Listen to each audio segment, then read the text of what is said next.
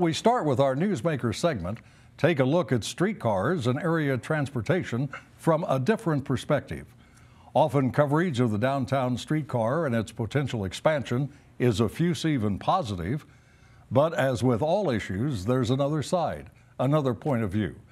To discuss the streetcar saga is attorney Sherry DeJanes, who thinks there are better ways to advance mass transit in Kansas City. Sherry, welcome back to Ruckus. Good to see you again. Thanks. Glad to be here. Let me start with a general question. As you know, KCPT has run a series on public works in Kansas City, one of which dealt with public transportation. Right. Talking about transportation in general. Give us your overview of how transportation is doing regionally and in Kansas City, Missouri, and what you'd like to see changed. Well, to begin with, I think that steps in the right direction are being taken. You've probably noticed the smaller Ride KC buses that are being in various parts of the city. I think that will meet several needs that people have expressed. A lot of people talk to me about needing to get to places where not a lot of other people needed to get, but it was crucial to their employment, so those can be deployed for those purposes.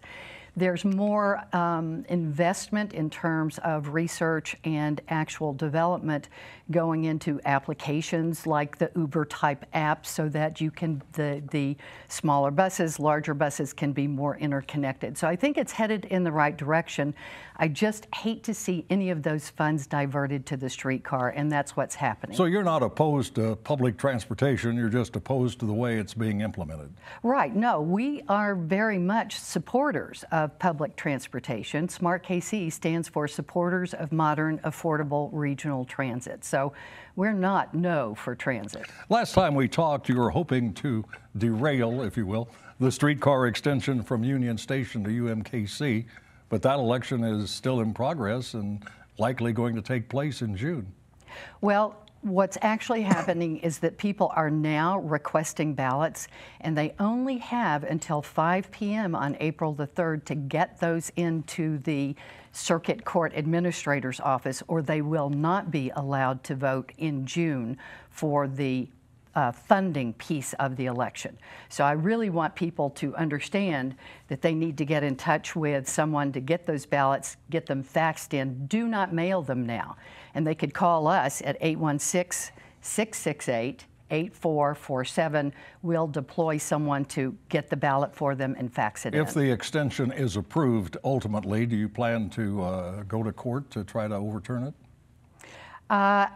That is certainly something that can be considered, but at the present, we have an ongoing legal battle regarding the constitutionality of the mail-in balloting. The whole transportation district concept?